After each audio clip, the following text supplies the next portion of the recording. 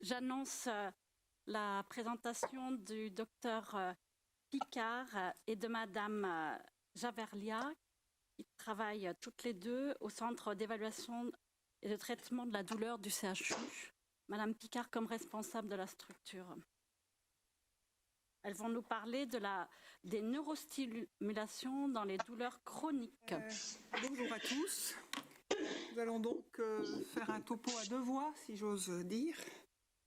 Je vais commencer. Je travaille au Centre d'évaluation et traitement de la douleur du CHU de Clermont-Ferrand et Marie-Laure est la kinésithérapeute qui travaille avec nous et qui est en charge de cette technique plus.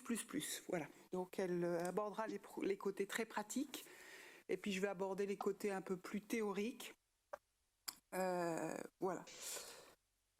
Neurostimulation, on devrait plutôt dire aujourd'hui neuromodulation, parce que même dans l'esprit des patients, c'est un peu compliqué de leur dire « vous avez mal, on va vous proposer une neurostimulation ». Pour ils entendre, on ne peut plus stimuler la douleur. Et plus on avance, je trouve, aujourd'hui dans le temps, plus les médecins parlent de neuromodulation, et ça me paraît plus juste, surtout pour être pédagogique avec les patients. J'aurais pu aussi intituler ce sujet « Tout est là », parce qu'à force de réfléchir à qu'est-ce qu'on fait finalement quand on neurostimule ou qu'on neuromodule, et je suis arrivée à cette conclusion que finalement le corps était merveilleux, ça on le sait, et que finalement on ne fait que mimer quelque chose qui existe déjà en nous. Et c'est toute la génialité, j'allais dire le génie de Melzack et Wall en 65, puis en 67, puis aux équipes françaises de Saint-Doux en 72, d'avoir eu cette intuition qu'en nous, il y avait des systèmes de modulation et de contrôle de la douleur qui étaient complètement incroyables. Et ils ont été très critiqués au début sur cette intuition. Et au fil du temps, et on le voit aujourd'hui, ça a été une révolution dans la conception de ce qu'était la douleur. Parce que du temps de Descartes, un stimulus douloureux impliquait une douleur. Plus le stimulus était important, plus la douleur était importante. C'était un système simple, câblé, irrévocable. Et puis, cette conception a complètement évolué avec la découverte de cette neuromodulation tout au long du système nerveux. Elle commence au niveau de la corne dorsale de la moelle, elle se situe également pour une autre neuromodulation au niveau du tronc cérébral, voire au niveau du cortex. Et cette révolution a vraiment été très importante parce qu'elle nous permet aujourd'hui de comprendre que la douleur, ce n'est pas juste un système câblé, qu'il peut être neuromodulé à toutes ses étapes, et que cette neuromodulation, certes, elle peut être secondaire à une technique qu'on va impliquer, mais aussi à des propres mécanismes endogènes du sujet. On sait aujourd'hui que stress induce analgesia. Dans des grandes situations de stress, des contrôles se mettent en place pour que, par exemple, le soldat sur le champ de bataille puisse partir en courant malgré une blessure extrêmement importante, il ne sentira rien. De la même façon, le contexte psychologique, mais dans un sens comme dans l'autre, va pouvoir venir neuromoduler la douleur, soit dans un sens, soit dans l'autre. Donc, vous voyez que cette intuition que Melzack a eue au départ, que ce message douloureux, c'est pas juste quelque chose d'irrévocable, de linéaire, mais qu'il peut être neuromodulé par des tas de techniques ou de contextes différents, ça a vraiment révolutionné oui, un peu. Excusez-moi, mais les gens qui sont en distanciel, est-ce que vous pourriez bien couper tous vos micros, s'il vous plaît? Il y a au moins 3 personnes dont les micros sont ouverts, s'il vous plaît. C'est la modulation du message vocal.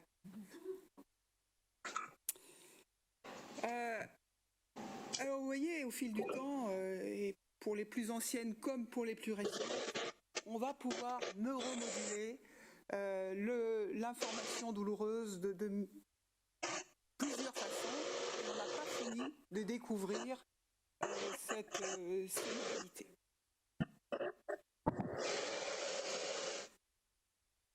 On peut neuromoduler à la périphérie, au niveau de la peau. On peut neuromoduler au niveau de la moelle. On peut neuromoduler au niveau du cortex, soit en profondeur, soit en surface.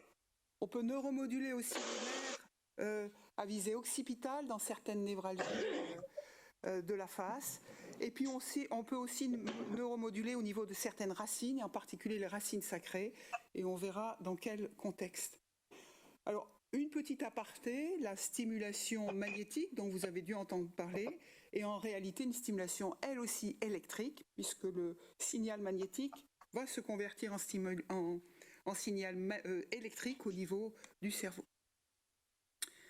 Alors, la neuromodulation qui nous concerne le plus aujourd'hui, parce que c'est celle qui est la plus largement appliquée dans beaucoup de contextes douloureux, et en particulier chez le sujet âgé, c'est ce qu'on appelle la neurostimulation électrique transcutanée. Et le génie de cette découverte, c'est de montrer qu'au niveau de la corne dorsale de la moelle, il existe des interneurones, c'est-à-dire des bouts de neurones, entre le premier neurone et le deuxième neurone qui véhicule la douleur, et ces interneurones sont inhibiteurs du message douloureux.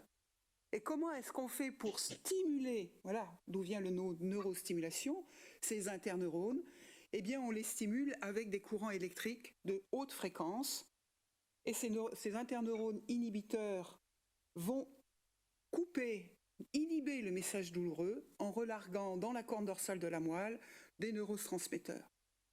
Mais quelles sont les fibres qui permettent que ces interneurones soient stimulés, mis en route? Eh bien, ce sont les fibres de gros calibre, qu'on appelle les fibres A, alpha et bêta, qui véhiculent le tact léger ou la proprioception. Donc, on va faire simple. Lorsque vous avez une stimulation douloureuse, ce sont les fibres de petit calibre qui sont stimulées, A, delta et C. Et si vous stimulez par-dessus les fibres de gros calibre, en faisant simplement ça, le tact, ou en faisant ça, un peu plus de proprioception, et c'est ce que font naturellement les gens quand ils ont mal. Vous vous brûlez, qu'est-ce que vous faites? Vous faites ça. Pourquoi vous faites ça?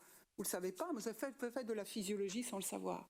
Vous êtes en train, quand vous caressez ou que vous pressez, de stimuler vos fibres A, bêta et alpha de gros calibre qui vont venir bloquer le message douloureux qui, lui, est véhiculé par les petites fibres. Vous voyez, c'est assez simple. Voilà. Donc, la neurostimulation ne fait que mimer ce mécanisme d'aller stimuler les fibres de gros calibre qui vont elles-mêmes stimuler les interneurones inhibiteurs et bloquer le message douloureux. J'espère que je suis assez claire, mais c'est ainsi que ça se passe. Alors, on va se focaliser un peu plus sur TENS, c'est-à-dire Transelectrical Neurostimulation. Tous les patients disent ça, j'ai un TENS. En réalité, on devrait dire j'ai un neurostimulateur. Mais voilà, vous comprenez pourquoi tout le monde parle de TENS. Il s'agit d'appliquer un courant électrique au niveau de la peau, avec des électrodes. Et on a deux modalités pour ça, soit des hautes fréquences, soit des basses fréquences. Mais Marie-Laure vous en parlera un peu plus longtemps. Avec les hautes fréquences, on va stimuler les fibres de gros calibre et donc les interneurones inhibiteurs.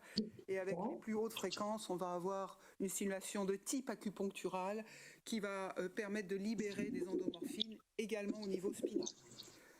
Alors, les indications du TENS sont extrêmement variées, mais disons que ce sont plutôt les douleurs de type myofascial et neuropathique qui ont la primeur de cette neurostimulation.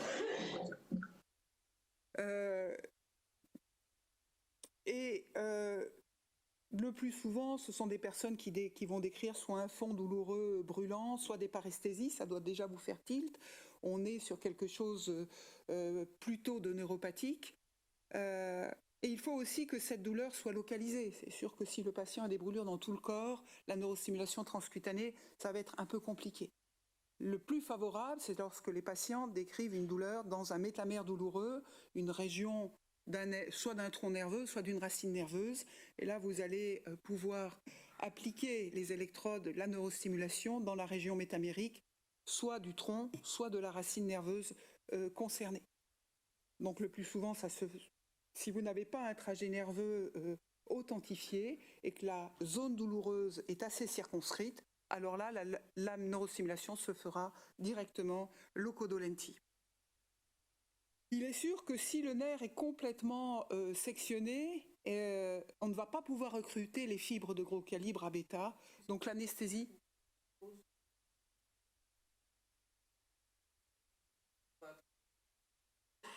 En distanciel. En distanciel, oui. Est-ce que vous nous entendez à nouveau en distanciel? Ou est-ce que c'est toujours figé?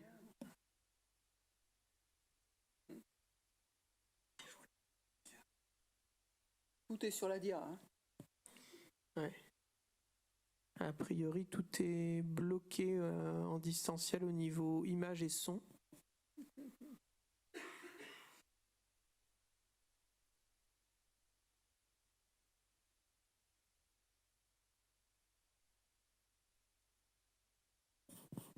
Vous n'entendez toujours pas?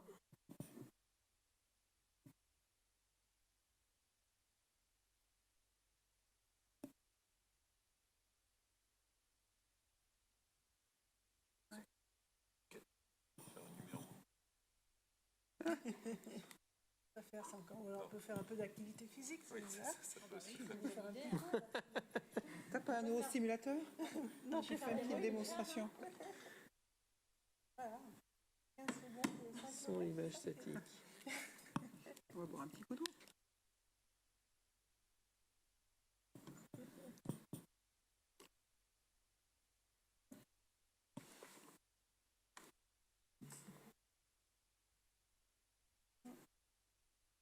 Madame la Paluse.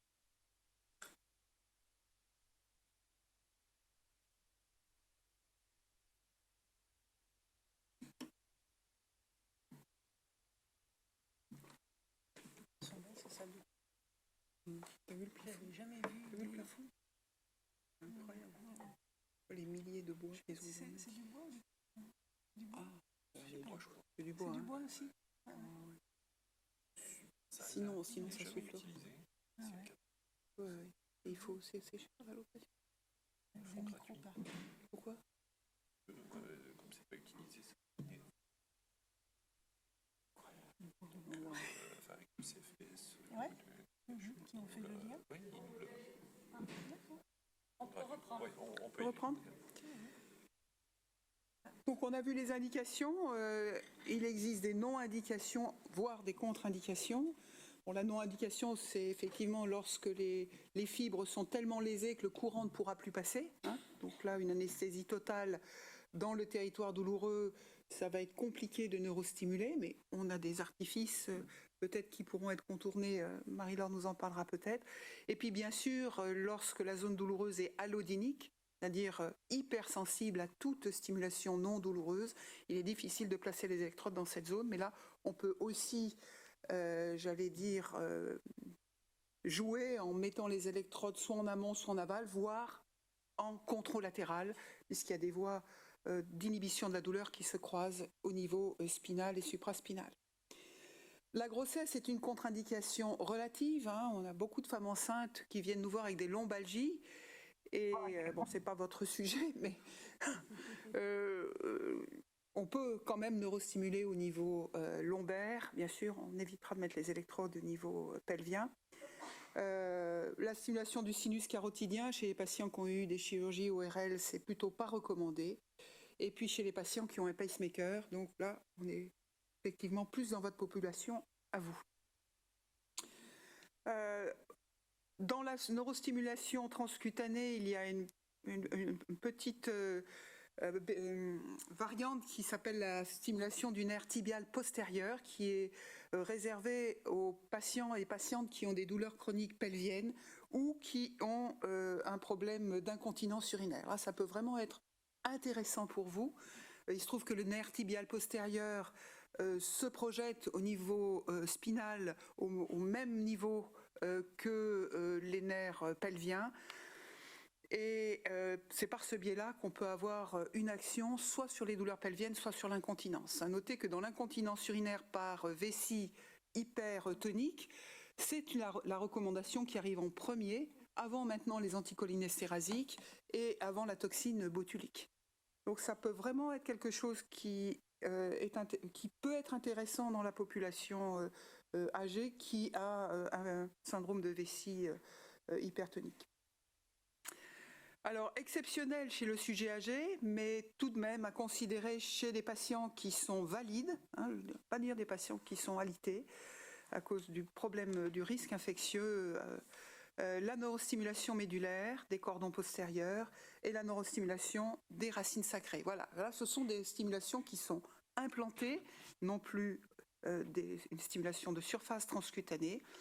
La stimulation médulaire est réservée à des patients qui ont des douleurs neuropathiques rebelles à toute thérapeutique, qui répondent bien à la neurostimulation transcutanée qu'ils sont obligés de faire plusieurs fois par jour. Et ce système implanté va leur permettre de se libérer, de la technique, des fils, du boîtier. Et c'est surtout indiqué chez les patients qui ont des lésions partielles, tronculaires ou radiculaires.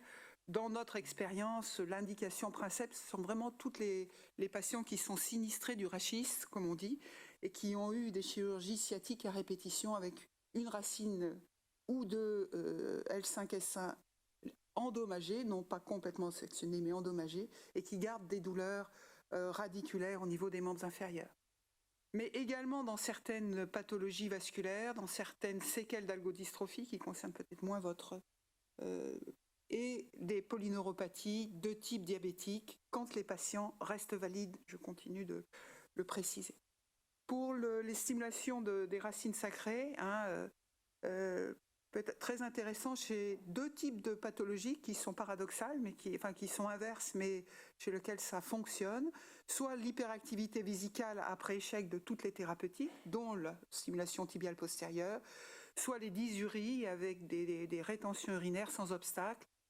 Là, chez les patients non alités, à cause du risque infectieux des escarres etc., il peut y avoir une indication de neuromodulation des racines sacrées implantable. Alors, d'autres stimulations beaucoup plus, exceptionnelles, qui pour le moment ne concernent pas le sujet âgé, mais quand on voit l'évolution de toutes ces neuromodulations, on peut imaginer que dans un avenir pas si lointain que ça, un jour la neurostimulation, la stimulation magnétique ou corticale pourra être offerte au sujet âgé.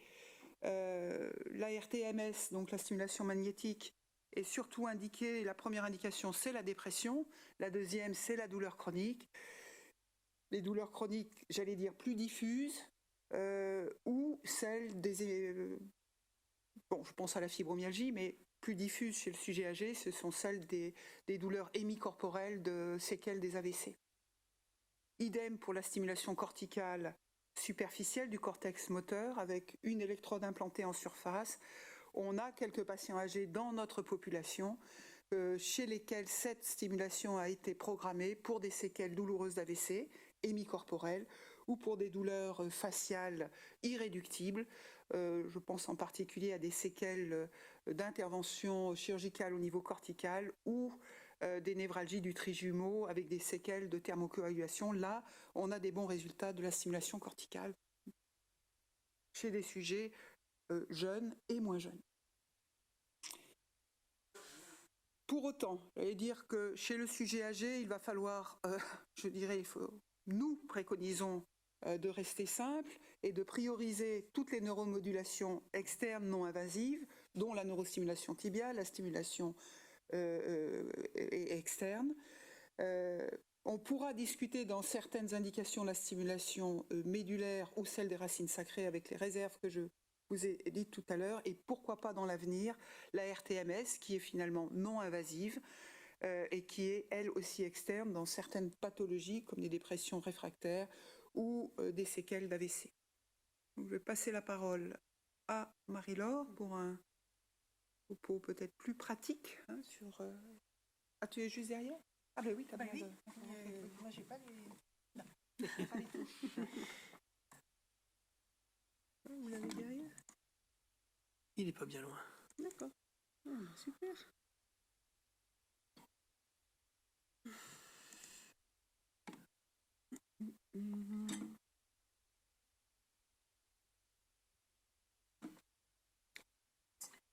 Je suis petite, moi je me lève. Je me montre parce que moi je suis petite. Moi je vois rien. Derrière l'écran. Vous faites défiler Avec les flèches. avec les flèches, ouais. Du haut et du bas. Ouais, c'est ça. D'accord. Ok, donc bonjour. Donc Marie-Laure Javerlia, je suis kiné au Centre de la douleur depuis maintenant 8 ans. Voilà, et donc les patients me sont adressés pour que je puisse leur expliquer comment utiliser l'appareil, parce que c'est pas prescrire un appareil d'électrostimulation, encore faut-il bien expliquer comment il fonctionne, parce que souvent on a des gens qui reviennent vers nous. Je l'ai eu, ça n'a pas marché, mais évidemment, il faut vraiment que ce soit bien expliqué en amont. D'accord ? Donc ça, c'est vraiment la première chose. Il ne s'agit pas simplement de le prescrire ou de l'installer. Il faut que les gens qui viendront l'utiliser, qui viendront peut-être aider ces personnes à utiliser l'appareil, il faut que tout ce monde-là soit bien au fait du fonctionnement de l'appareil. Voilà. Donc ça, je ne reviendrai pas là-dessus. Voilà. Celle-ci, voilà. C'est bon. C'est un peu décalé. Ah, je la remonte. Voilà. Voilà. D'accord. Donc, voilà, voilà. Oh, bah, dis donc, pas bien. Voilà. Donc, dans tous ces appareils, on va trouver deux types de stimulation. Une stimulation endorphinique et une stimulation gate control.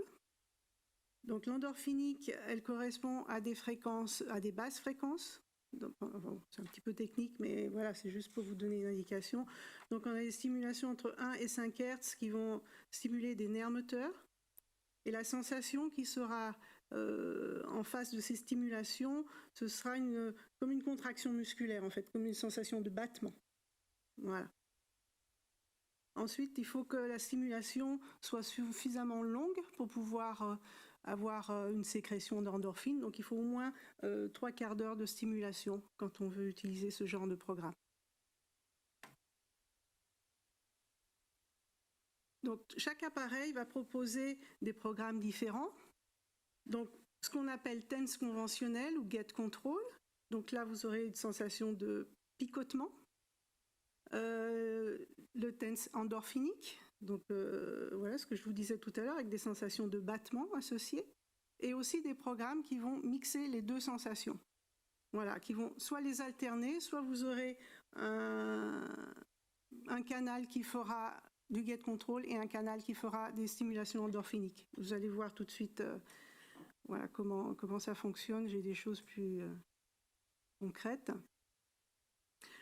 Le réglage de l'intensité de chaque programme est complètement individuel. Donc c'est vraiment chacun règle son programme à l'intensité en fonction de l'intensité qu'il ressent.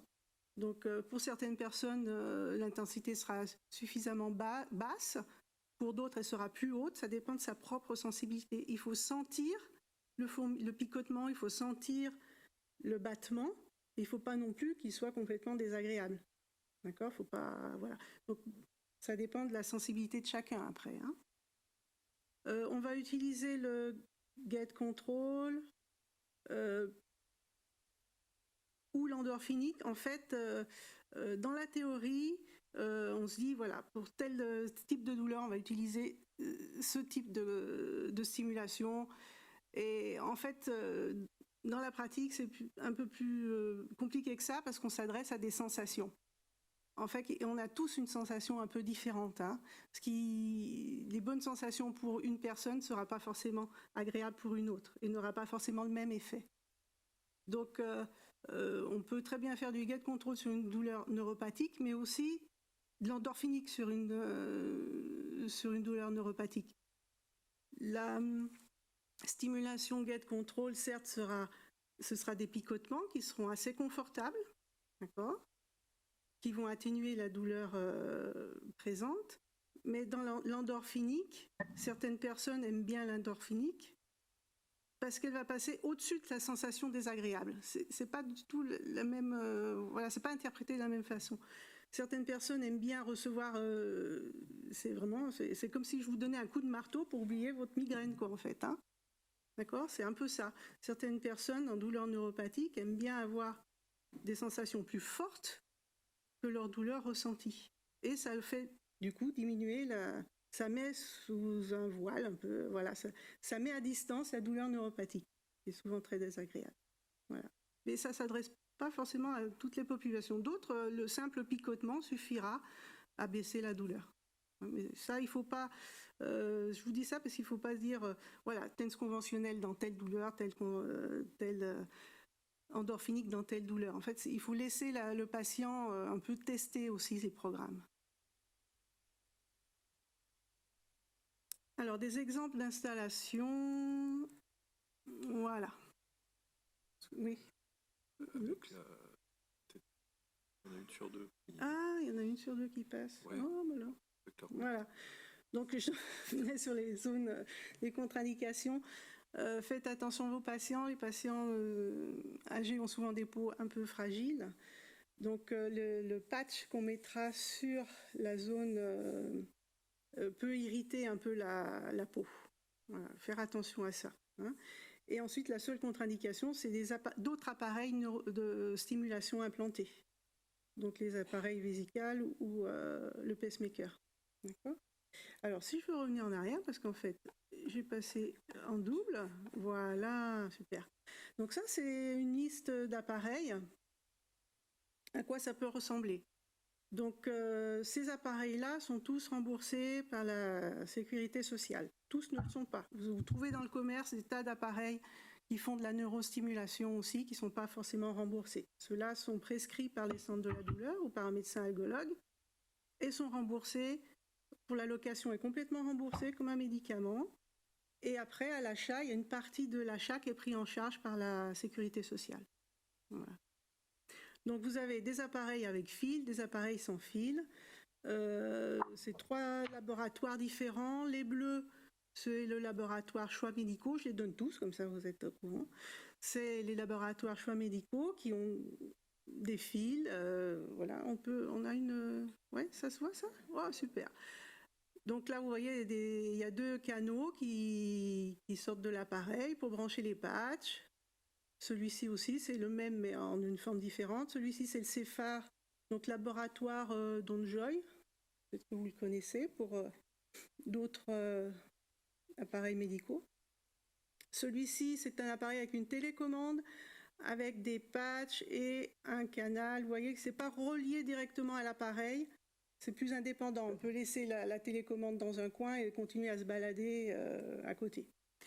Et ceci marche avec une application sur smartphone. Voilà, donc là aussi, bon, mais pour tous âges, hein, faut pas avoir d'a priori là-dessus. Hein. Enfin, j'en ai pas perdu. Voilà, donc ça, c'est mes petits appareils qui sont remboursés. Voilà, contre-indication, machin, voilà. Alors, des exemples d'installation. Donc, quand on est sur des douleurs articulaires, comme ici une épaule, ou cervico-dorsale, ou un genou, ou un coude, en fait, on met rarement l'appareil, les patchs. Vous avez toujours 4 patchs. Donc, ces 4 patchs, ils vont servir à encadrer la douleur. On n'est pas sur j'ai mal ici, je ne vais pas mettre un patch ici, j'en ai 3 autres. Donc, en fait, on va encadrer la douleur. Voilà, c'est pour ça qu'on encadre une épaule, c'est pour ça qu'on encadre un genou, une hanche. Ici, sur un trajet trapèze, pour des lombaires, voilà, on mettra 2 patchs en haut, 2 patchs en bas, sachant que la zone douloureuse est au milieu. Souvent, vous avez des barres douloureuses lombosacrées. Donc, en fait, on va mettre 2 patchs au-dessus de cette barre et 2 patchs en dessous de cette barre lombosacrée. Voilà, pour bien cibler. Et après, ici, vous voyez, il y a P1, P2, P3, P4. Ça correspond à des programmes. Voilà. Donc, programme juste Get Control, programme endorphinique ou des programmes mixtes. Donc, on peut tous les mettre globalement, presque. Donc, c'est vraiment à la sensation du patient. C'est vraiment lui qui va vous dire « je préfère plutôt telle ou telle sensation ».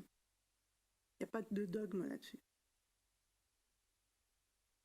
Pour une lombosciatique, par exemple, on a plusieurs propositions de programmes. Pour une seule pathologie, on peut faire plusieurs montages, en fait.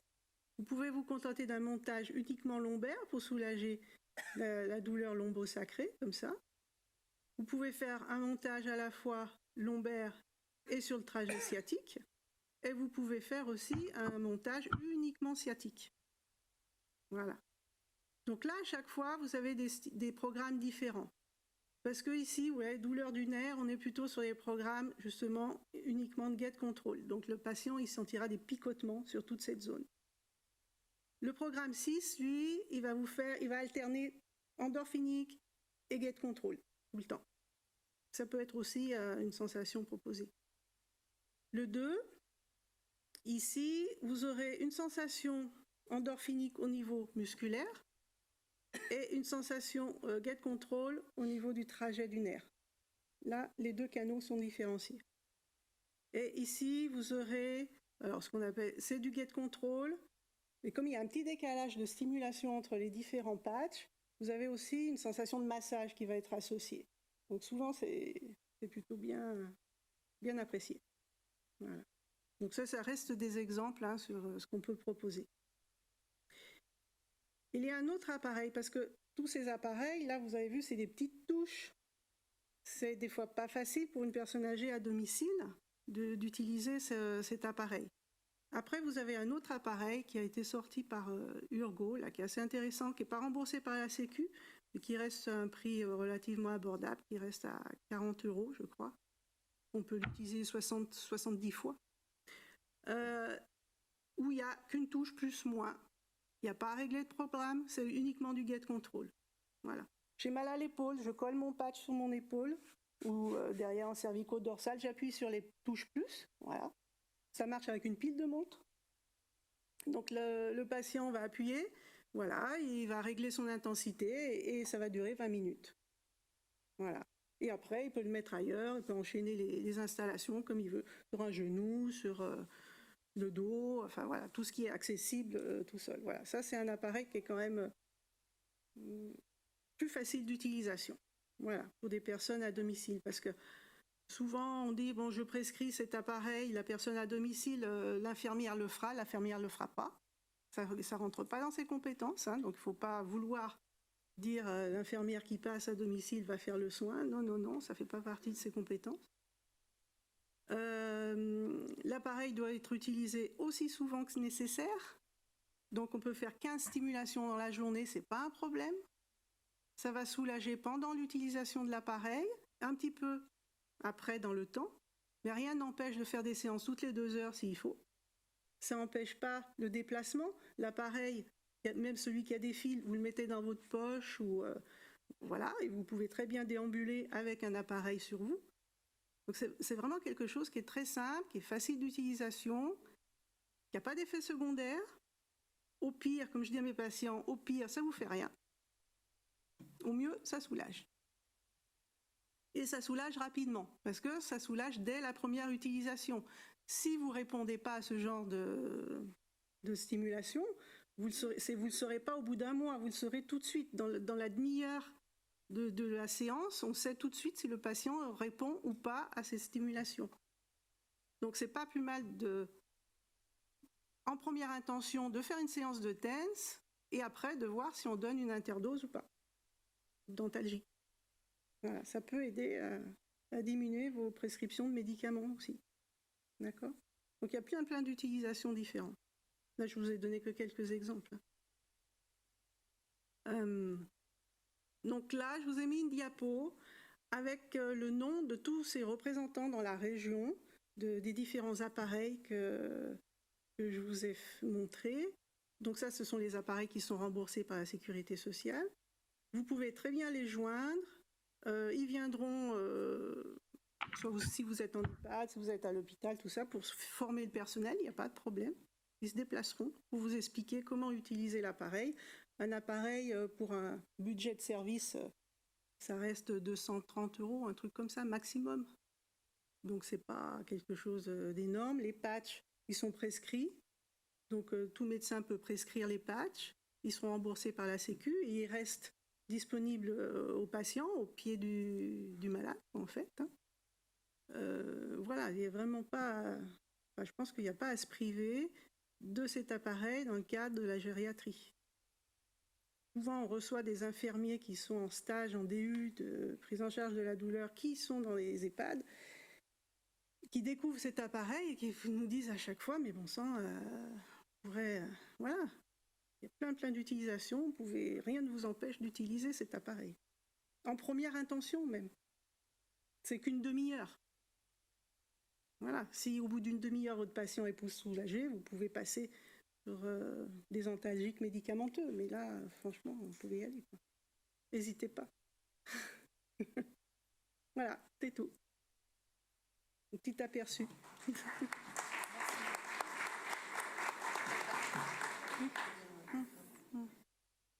Merci beaucoup pour cet éclairage un peu nouveau, parce que c'est vrai que c'est quelque chose, en tout cas à titre personnel, que moi je ne connaissais quasiment pas. Oui. On l'utilise pas. Ou excessivement peu. Avant de laisser la parole à la salle, est-ce que vous pouvez nous décrire qui peut prescrire et comment prescrire? Alors, qui peut prescrire? C'est les médecins algologues. De rééducation aussi. Que algologues. Certains gynécos pour le TENS tibial postérieur, Oui. puisque c'est les douleurs pelviennes et l'incontinence. Donc ce sont les gynécos et les médecins. Mais rien ne algologues. vous empêche, quand vous travaillez dans une institution, de le faire acheter. Oui. Après, vous pouvez Après, l'acheter. il est dans le service. Et voilà, vous pouvez l'utiliser. Voilà.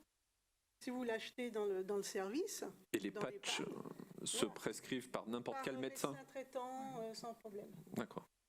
Donc une fois qu'on a l'appareil, on peut effectivement le prescrire, enfin l'utiliser en tout cas avec la prescription de patch par n'importe quel médecin. Ouais. Ok. Les kinés, qui ont de plus en plus d'accessibilité à la prescription, ne peuvent pas le Non. prescrire, y compris les patchs? Non. Ok. C'est uniquement médical. Alors souvent d'autres services nous interpellent. Marie-Laure va dans le service avec des prescriptions Au CHU, pré-signées. Et puis voilà, le patient finit par avoir son neurostimulateur. On peut aussi contourner. Oui, mais il faut l'explication derrière. Mais ce qui compte le plus, c'est vraiment quelqu'un qui prend le temps de former la personne. C'est simple, mais ça demande quand même à être appris. Il faut bien 20 minutes, une demi-heure pour expliquer à la personne ou à l'accompagnant comment ça fonctionne. Pour qu'il ose aller dans les différents programmes, jouer avec cet appareil sans être bridé. Voilà, c'est un peu comme un ordinateur, il faut oser y aller, quoi. Et si on ne nous le montre pas, on va rester bloqué et on ne l'utilisera pas. Oui, parce qu'il y a plein d'astuces d'installation. Donc là, on vous a donné juste quelques petites astuces. Mais c'est vrai que sur une zone allodinique, on ne va pas aller mettre des patchs parce qu'on va rajouter une sensation. Donc ça ne va vraiment pas être bien supporté. Hein. On imagine tout à fait que ça ne va pas être supporté du tout. Donc ce qu'on fait, en principe, on le met en amont, juste au-dessus. Voilà, juste au-dessus. Et en fait, on crée une diversion, quoi, en fait. Hein. On va créer vous allez créer une sensation, donc là, soit endorphinique, soit get control. S'il y a des douleurs dans les jambes, par exemple, souvent, il y a des douleurs dans les jambes. On ne peut pas mettre de patch sur ses jambes. On les met sur les cuisses. En fait, vous allez attirer l'attention sur des picotements qui seront faits au niveau des cuisses, qui fait que les sensations désagréables qui sont au niveau des jambes vont passer au deuxième plan. Et pour les canals lombaires étroits, Oui. on a souvent chez les personnes âgées. Ça peut être Oui, intéressant. oui. Beaucoup de patients l'utilisent chez nous en canal lombaire étroit, ouais, bien sûr. Ouais. Soit En au niveau lombaire, soit au niveau lombaire radiculaire. ou lombosciatique. Tout dépend ce qui domine. Est-ce que c'est la lombalgie ou est-ce que c'est la radiculalgie? Si c'est une radiculalgie bilatérale, on fera les patchs sur les Sur le faces trajet. postérieures, par exemple, de cuisse de chaque côté. Et puis, il peut faire une séance pour les jambes et une séance pour le dos. Hein. La séance dure en moyenne 20 minutes à une demi-heure, mais on a des patients qui laissent l'appareil 12 heures de Oui, parce que rien ne vous empêche, enfin, on a des patients, oui, qui le gardent pendant 1 heure, qui le gardent pendant 2 heures, parce qu'ils sont soulagés pendant l'utilisation de l'appareil. Donc, ils veulent le garder 2 heures, ils le gardent 2 heures. Hein. Le truc, c'est qu'il faut quand même s'arrêter de temps en temps, parce que les patchs, ils sont relativement occlusifs pour la peau. Donc ça finit par faire des irritations de peau. Donc voilà, c'est pour ça qu'il faut le poser de temps en temps quand même. Voilà. Mais rien de laisser poser pendant 1 heure et puis reprendre pendant 2 heures s'ils veulent. Hein. C'est pas un problème. Et les neuropathies diabétiques ou alcooliques des membres inférieurs? Oui, bah justement, souvent les Quand il n'y a douleurs pas dans les d'anesthésie jambes, ouais. trop importante, oui, c'est une très bonne indication. Hein, tout ce qui est poly ou mononeuropathie, bien sûr. Si la zone n'est pas trop diffuse, mais ça vaut le coup de tenter de toute manière. Oui, faut tenter. Je dis, vous serez soulagé ou pas. S'il y a quelques questions dans la salle. Est-ce que vous avez la notion, parce que là, si j'ai bien compris, il y a quand même une grosse participation du patient. Est-ce que vous avez la notion ou des études qui ont été faites sur des hétéro-évaluations et utilisations par des tiers? Parce que moi, ce qui m'interpelle, c'est le patient ayant des troubles cognitifs qui peut être plus ou moins participatif, qui est quand même notre lot, en tout cas en institution beaucoup.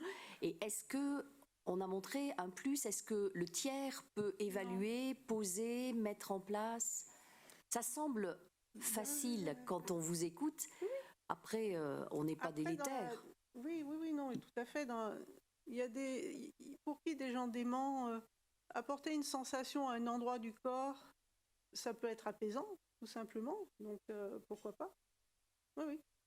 Il ne faut pas s'interdire. Il n'y a pas d'études. Je dirais comme ça intuitivement, si la personne, on va dire démente, parce que je ne sais pas dire autrement, trouve du bénéfice, ou on peut imaginer qu'elle trouve du bénéfice avec simplement déjà des petits massages en surface ou même des massages profonds, alors on va pouvoir prédire que la neurostimulation l'aidera. Souvent, je dis aux patients, est-ce que vous vous frottez? Est-ce que vous... Les patients nous disent spontanément, dès que j'ai mal, je me serre comme ça. Alors là, on peut être sûr que la neurostimulation va les aider. Ou je me frotte. Hein.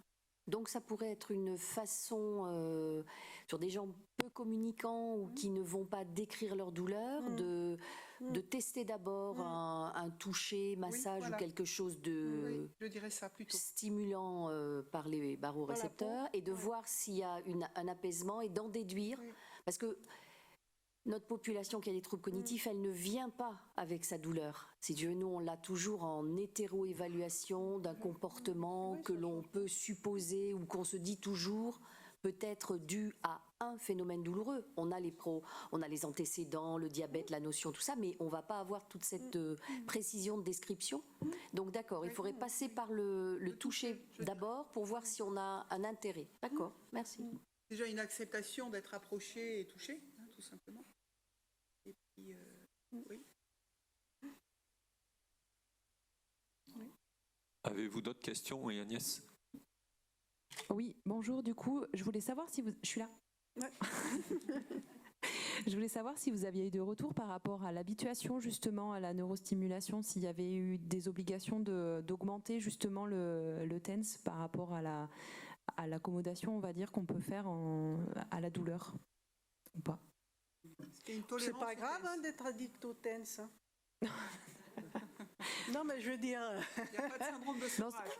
Oui, alors voilà, c'était plus par rapport à l'augmentation de l'intensité qui au bout d'un moment peut peut-être être... Elle varie tout le temps. Quand une personne, selon son niveau de douleur, il y a des jours où l'intensité sera peut-être plus haute que d'autres, il pourra supporter une intensité peut-être plus haute que d'autres. Voilà, il y a des jours où il sera soulagé avec une intensité à 10 mA et puis d'autres il pourra monter à 15 ou ce sera juste 5 parce que justement la zone est plus sensible. C'est pas grave. Mais c'est vrai que chez certains patients, oui, ça vient pas ils nous décrivent qu'au fil du temps, ils ont été obligés de monter les intensités pour une réponse qui était de moins en moins bonne. Et chez ces gens-là, on leur demande de faire une fenêtre thérapeutique, un break pendant quelques semaines ou mois, et on retrouve l'intérêt, hein, les propriétés de la neurostimulation après un break. Mais il n'y a pas de syndrome de sevrage, il y a juste une période où ils ont un peu plus mal parce qu'ils sont... Mais oui, on le voit chez certains, mais j'allais dire c'est 10% à peu près. C'est pas beaucoup parce qu'en fait, chaque programme, on peut varier les programmes et chaque programme a une sensation différente. Donc si on s'habitue au programme 2 par exemple, on peut très bien passer au 5 ou au 6 où là, on aura d'autres stimulations qui arriveront d'une façon différente, en fait. Et qui changent la qui vont sensation. recruter d'autres neuromédiateurs. Donc l'idée, c'est vraiment effectivement, comme avec les médicaments, quoi, de tourner, hein, rotation des stimulations ou faire un break à un moment. Oui. Alors il y a Simone. Est-ce que vous avez de l'expérience avec des personnes âgées, 80 à 95 ans, qui arrivent à utiliser cet appareil Oui, bien sûr. et ils comprennent le fonctionnement, ils arrivent à choisir les programmes et Oui.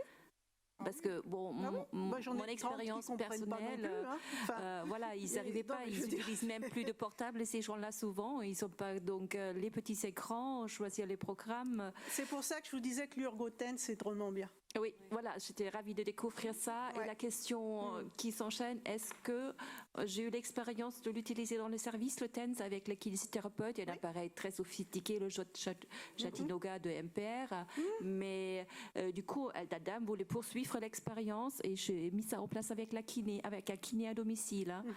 Donc, eux, ils sont remboursés là-dessus. Oui. C'est pas l'infirmière qui va le faire, mais par un kiné, on peut le prescrire à domicile. Si vous trouvez un kiné qui va à domicile, pas de problème. Parfait, merci. Bien sûr, il peut expliquer l'utilisation de l'appareil, bien sûr. Mais l'Urgoten, ce qui est dommage, c'est qu'il ne faut pas... si la patiente doit attendre le passage du kiné pour faire la séance, s'il vient 2 fois par semaine ou 1 fois par semaine, c'est pas... Voilà, quoi, c'est un peu dommage. L'Urgoten, il est là et il peut le faire tout seul, tranquillement. On a une question pour les personnes qui sont en distanciel. Par rapport à la formation des personnels, on peut appeler n'importe lequel des fournisseurs. Là, ils sont capables de former. Si vous leur achetez un appareil, oui. 2 même. Oui, tout à fait. De toute façon, ils jouent ce rôle-là. Ils essayent de jouer ce rôle-là déjà auprès des pharmaciens. Ils font des interventions auprès des pharmaciens. Dans certaines maisons de retraite, je sais que Choix Médicaux le fait. Voilà. Donc, ça ne prend pas... En 1 heure de temps, vous avez formé le personnel. Hein. Il n'y a pas d'a priori à avoir sur... On ne peut pas faire du mal. On ne peut pas faire mal. On ne peut pas... Voilà. Il n'y a pas d'effet secondaire, il n'y a pas de risque particulier. Voilà. Mais il faut savoir bien l'utiliser, quoi. Voilà. Il y a une question au fond. J'ai bien compris que c'était très patient dépendant et localisation de la douleur dépendant, mais est-ce qu'on a une petite fourchette d'idées sur la durée de l'efficacité à l'arrêt de l'appareil, une fois qu'on l'éteint? Le post-effet, qu'on appelle le post-effet. Ça dépend vraiment de la personne. Il y a des patients, le maximum que j'ai vu, c'est 2 à 3 heures de post-effet. Et le minimum, c'est 0. Voilà. C'est pour ça qu'ils le gardent pendant 2 heures. C'est très patient dépendant. Là, on ne sait pas pourquoi un patient va avoir un post-effet de cette durée ou pas. Ça ne dépend pas du programme non plus. J'ai une deuxième question, c'est sur les névralgies du trijumeau. Est-ce que ça fonctionne bien? Est-ce qu'on peut mettre les patchs sur le visage? Ou alors est-ce qu'on a une autre... Ah bon. La névralgie du trijumeau active, hein, non, surtout on est en pleine zone. Bon, d'abord, une névralgie du trijumeau active, elle va être active par à-coup, par crise. Donc en pleine crise, on est en pleine allodynie, il ne faut surtout pas le faire, ça va que réactiver. Et entre les crises non plus. En plus, c'est une douleur centrale. Hein, non, là, c'est vraiment pas une bonne indication. Sauf chez les patients qui ont eu plusieurs thermocoagulations et qui gardent une douleur neuropathique et non plus une douleur névralgique du trijumeau, une douleur neuropathique séquelaire de multiples thermocoagulations du trijumeau. Là, effectivement, ils ont des paresthésies, ils ont des petits troubles de la sensibilité, une douleur de fond, un type de brûlure. Là, oui, vous pouvez. Alors là, sur le visage, c'est un peu plus compliqué parce que pour que les électrodes tiennent, c'est tout un bins. Mais il y a des électrodes qui sont toutes petites, qui sont spécifiques du visage, qui sont petites. Et quand les patients sont soulagés, ils s'en fichent que ce soit un peu compliqué, ils le mettent toute la journée.